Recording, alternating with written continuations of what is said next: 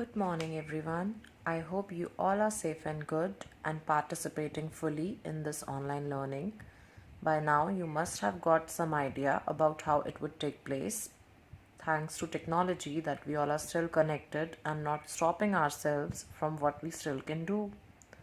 I hope you are understanding all what's taught.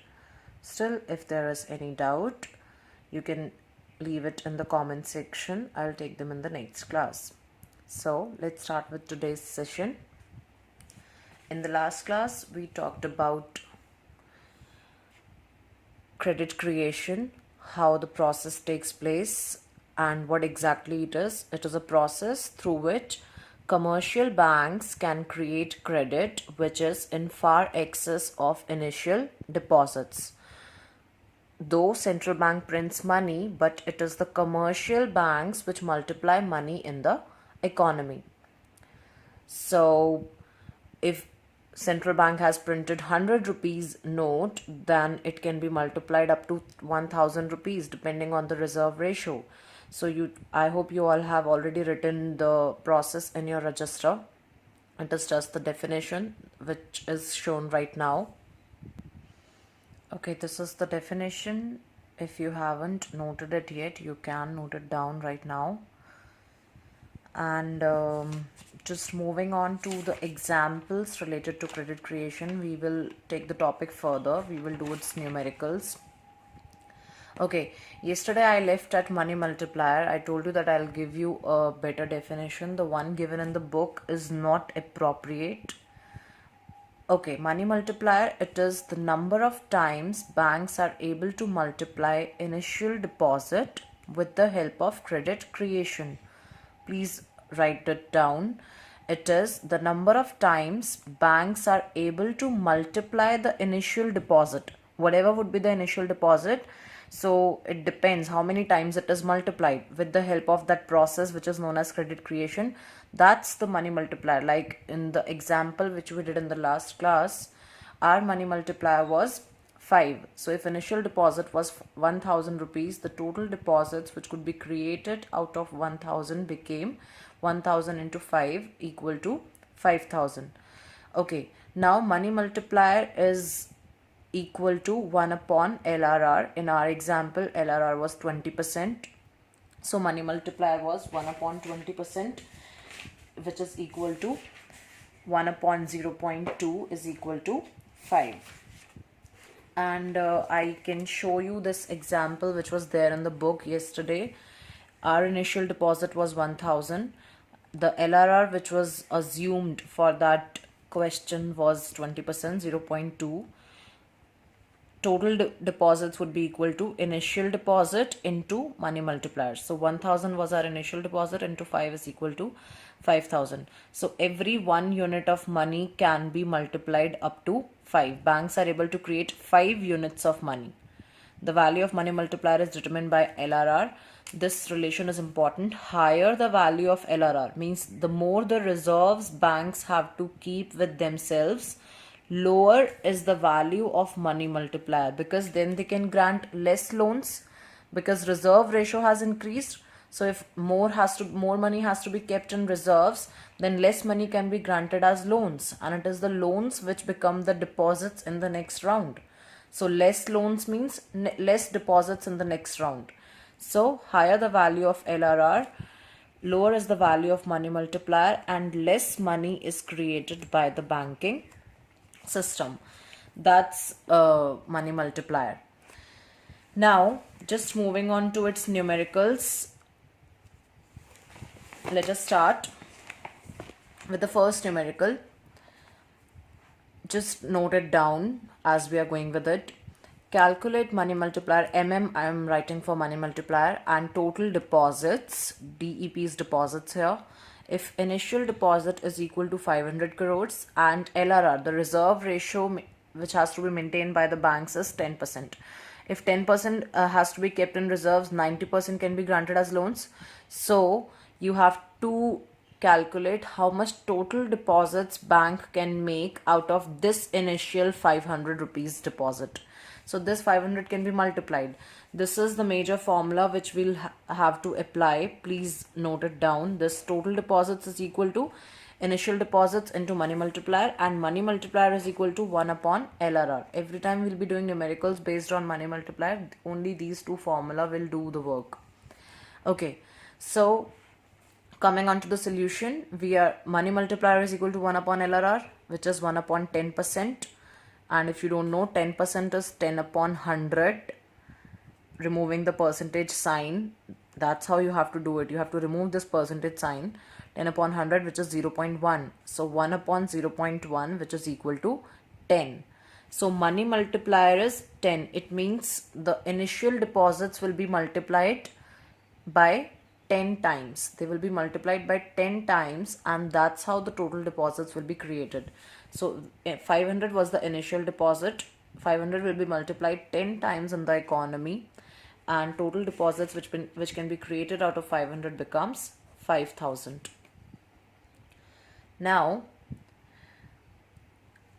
coming on to the next question, what is given is total deposits is equal to 12,000 crores.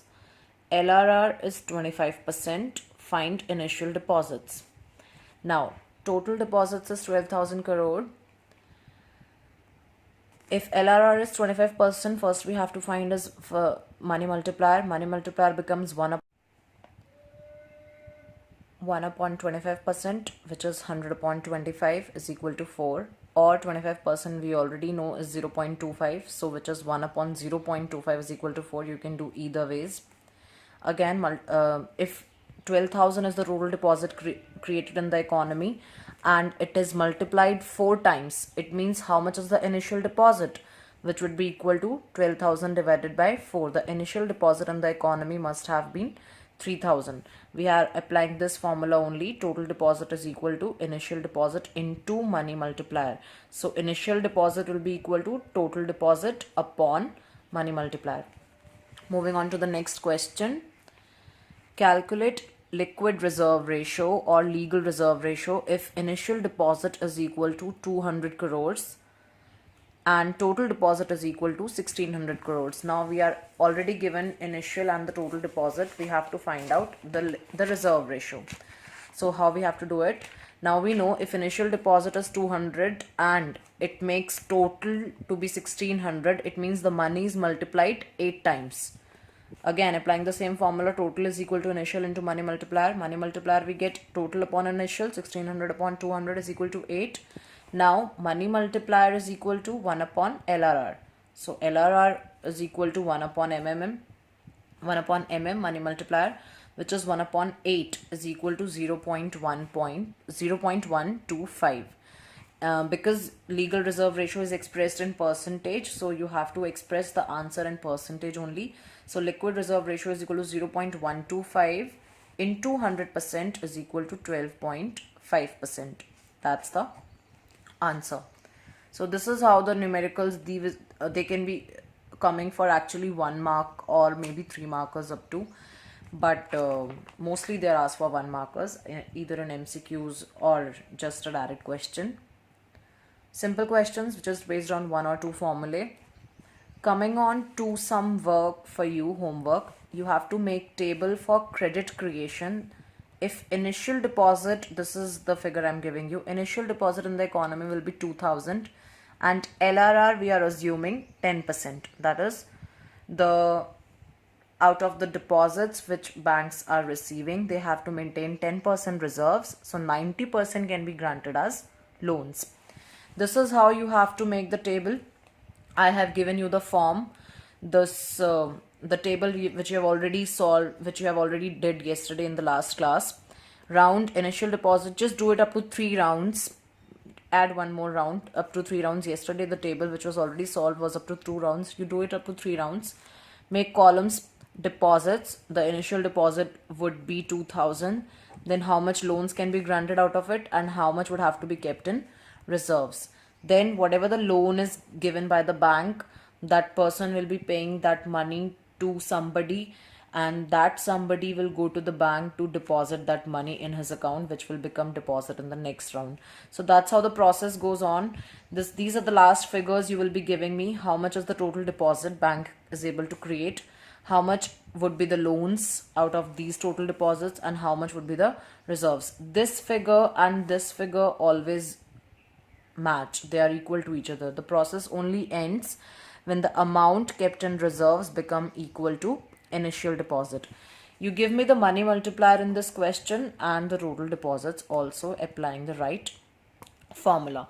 So this was all about money creation. It is also called money creation, credit creation, deposit creation, and money multiplier is also called credit multiplier, deposit multiplier. So it has got these different names. There is one more thing, effect of, which is usually asked in the questions, effect of money or credit creation on national income. Sorry, this is national income. What is the effect of credit creation on national income of the country? Now see what is actually happening. Credit creation is what? More of the credit creation means more of loans. Banks are able to create credit, it means they are able to grant more loans. It means investors are investing in the economy, there are more investments in the economy, and more investments would mean more production of goods and services in the economy. And if there are more goods and services taking place in the economy, being produced in the economy, it means national income increases. So it is directly related, it has a positive effect on national income. The higher, more the credit creation, more the national income, because credit creation is actually granting of loans, and loans we are always assuming that they are granted for investment purpose. So more investment, more production, and more production means national income increases, which is actually the value of goods and services only. Okay, one very important question related to money multiplier is question number 9 of page 6.13 of your HOTS section. These are your HOTS, page 6.13, and question number 9 of these HOTS question. Currencies issued by the central bank. Central bank is the sole authority of issuing currency in the country. Apart from RBI, nobody else can issue currency. Yet we say commercial banks create money. So this is nothing but the process of credit creation, which you have to write in this as answer. You don't have to repeat the answer in the register. You already must have written the process for once. You just write the question in the register, and in the solution you just write the process of credit creation. I mean the words, the process of credit creation, that's it. Explain. How is this money creation by commercial banks likely to affect the national income? This also I have told you right now. Okay, if you want to note it down, I'm sorry, you must be wanting it to note it down. Please note it down. Effect of money or credit creation on national income. Credit creation means more loans, more investments, more production, and national income increases.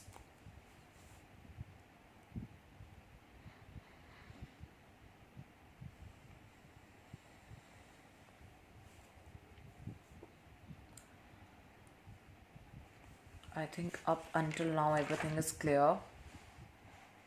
I went with the numericals very slowly only, I hope. And you must have noted them down, or I'm giving you half a minute to note them down.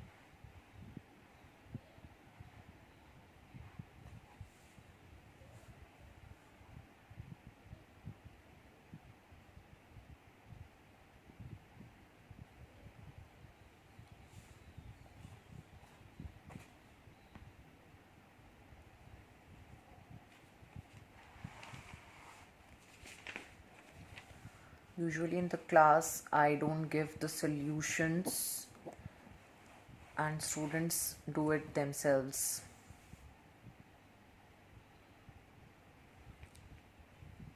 After teaching the process, I only put up questions.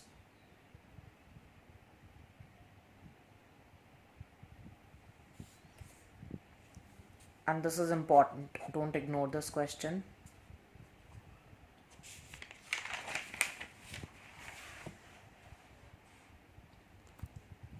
Fine. Let's move on to our next main topic of the chapter. This credit creation was a very important topic from the chapter. Questions are asked repeatedly on this topic, ranging from 1 to 6 marks. Okay, the next important topic in money and banking, and which is actually the last main section of the chapter of the entire unit, is central bank. Central bank, we have all the functions given in the book included in the syllabus. Commercial bank functions are not there in the syllabus, I told you already. Central bank functions are all there. Before moving on to the functions, we have to know what a central bank is. Actually, the definition is important.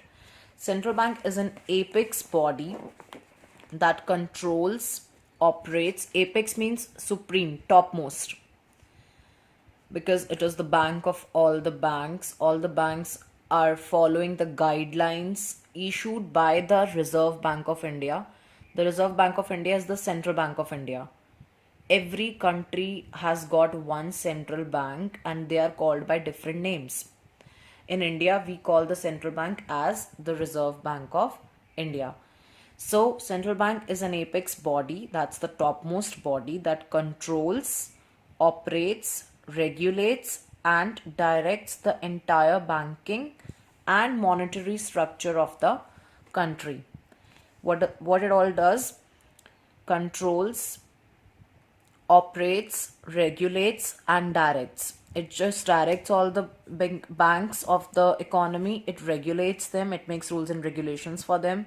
It operates them. They are running under the operation controlled by RBI, and it is monitoring them, controlling them, supervising them. Banks are this reserve ratio LRR we just studied. It is a percentage decided by RBI. So bank has to maintain those reserves, and central bank keeps a check on the banks that they're actually maintaining these reserves. It is not like that banks are like, no, we are able to do with 5% of LRR and we don't need to maintain 20% reserves. We don't have so many depositors coming to us wanting to withdraw their money. No, they cannot say like that. If it is fixed 20% LRR by RBI, each and every bank has to maintain 20%. Okay. So it is known as apex body as it occupies the topmost position in the monetary and banking system of the country. All the financially developed countries have their own central bank. India's central bank is the Reserve Bank of India. It was established on April 1, 1935. Under Reserve Bank of India Act passed in 1934. You can also add here, RBI was nationalized in 1949. Nationalized means it came under our government, Indian government, in 1949. So it was nationalized in 1949. Okay, central bank is known by different names in different countries. I told you different countries, all the countries in fact, have got one central bank, which is the bank of all the banks. And in India, it is the Reserve Bank of India. In UK, it is the Bank of England. In USA, it is known as Federal Reserve System. Some examples you should be knowing. For example, in China also it is called People's Bank of China, I think. This is how they call their central bank. Okay, so a central bank performs a lot of functions. We all are aware of that. I mean, we know that it prints currency, it issues currency, but there are so many other important functions which are performed by central bank. Okay, who is the head of central bank, by the way? I think you all are aware that governor is the topmost authority of the central bank, and right now the governor is who, and that you have to leave in the comment section. Okay, so whosoever is the present governor of central bank, he has got some uniqueness as he's the first governor of India's central bank from a non-economic background. Like all his studies was not in economics, but I think he's a historian. So yes, so the governor is the topmost authority of the central bank. Fine. As central bank of the country, the Reserve Bank of India performs the following functions. All these functions are there. We'll be taking them one by one. Currency authority, banker to the government, bankers, bank and supervisor, controller of money supply and credit, and custodian of foreign exchange reserves. You can leave. This is not there. Okay, currency authority, the first function of central bank. You have to make notes of all these functions. Fine. Central bank has the sole authority for issue of currency in the country. No other bank, no other commercial bank, no commercial bank, in fact, no commercial bank can issue currency in the country. It is only the central bank which can print and issue currency. In India, Reserve Bank of India has the sole right. All the functions we will be taking in context of Indian Central Bank, that is the Reserve Bank of India. Okay. In India, Reserve Bank of India has the sole right of issuing paper currency notes, except 1 rupee notes and all the coins. Because in Reserve Bank of India, it was in the act, the RBI Act, which was passed in 1934, it was there as a clause that RBI will not be minting coins. There are reasons we may take that in class later, whenever we have some extra time. We can have more discussion on this topic. So, except 1 rupee note and coins. These 1 rupee note and coins are issued by Ministry of Finance. Ministry of Finance issues this 1 rupee note and coins.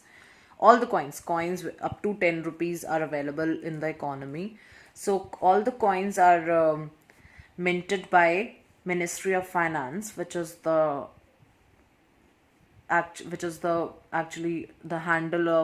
main handle of all the financial affairs of the country. And it is signed by Finance Secretary. Like all of the notes which are issued by RBI are signed by Governor, and the coins are actually have the 1 rupee note which is signed by Finance Secretary. Coins do not have any sign. No, they don't have any signature. Okay. So in India, RBI has the sole right of issuing paper currency notes, except 1 rupee note and coins, which are issued by Ministry of Finance, signed by Finance Secretary. Fine. All the currency issued by the central bank is its monetary liability. You must have observed it is written on every note, I promise to pay the bearer a sum of rupees, whatsoever is the value of that note, that much amount. So every currency issued by the central bank is its liability. Like if there is, God forbid, if there is any, it should not happen. If there is any if there is any financial crisis in the economy ever, so we all can, reach the banks and asks, and central bank has to give us a currency with assets of equal value. Like if I'm giving the central bank 500 rupees, central bank has to give me a new asset of equal value, something of 500 rupees, something worth of 500 rupees. That asset can be gold coins. It can give me 500 rupees worth of gold bullions, foreign securities, and domestic government's local currency securities. These are different monetary instruments. Okay, this is not actually cut, this is all there. So by the central bank is its monetary liability. Whatever currency central bank issues, it's a liability for the central bank. Obviously it is issuing all that currency on behalf of the government. So ultimately, eventually it is the liability of the government. So central bank cannot print any amount of currency it likes. It has its own repercussions. Again, we can have a discussion on this topic in the class. Why central bank cannot print any amount of currency it likes. Fine. Let's not deviate from the topic. All the currency issued by the central bank is its monetary liability. That is, central bank is obliged to back that currency with assets of equal value to enhance the public confidence in paper currency. So this currency, see, it is a legal tender. It is fiat currency. It is under the order of the government to act as money. If you recall the components of money supply, we learned these terms there. It is legal tender. Nobody can refuse to accept payment made in currency. So this currency should have public confidence as well. There has to be public confidence in currency. When it was demonetized, government when 500 rupee note and 1000 rupee note was they were demonetized, government gave us enough time to get our notes exchanged with a note equivalent of the same amount, and that note can be of any denomination, which is still a legal tender. So see, that's how government keeps the faith of general public in currency. Okay, that is not possible with your demand deposits or maybe your e-wallets and all that, because those are not announced by the government as legal tender. Public have given them a form of money by starting accepting it widely. We people have started accepting these payments made by Paytm and credit cards, debit cards, checks, etc. So we have given them a form of money, because money is money is the medium of exchange. Anything that we are that we have widely started accepting as a means of payment becomes money. If you are aware of the current and this verdict by the Supreme Court of India has removed the ban from cryptocurrency also. Cryptocurrency are again some artificial currencies created by the individuals only, and RBI had put a ban on cryptocurrency to act as currency, but Supreme Court has uplifted that ban. Okay, so now what are the advantages of sole authority of note issue with RBI?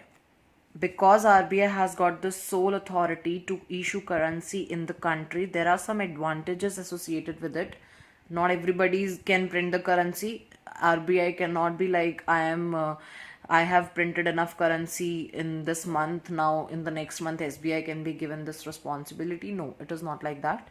So there are some advantages associated with the sole authority of RBI being the issuer of currency. Okay, it leads to uniformity in note circulation, obviously, because only one organization is issuing all the notes, so it leads to uniformity in the note circulation.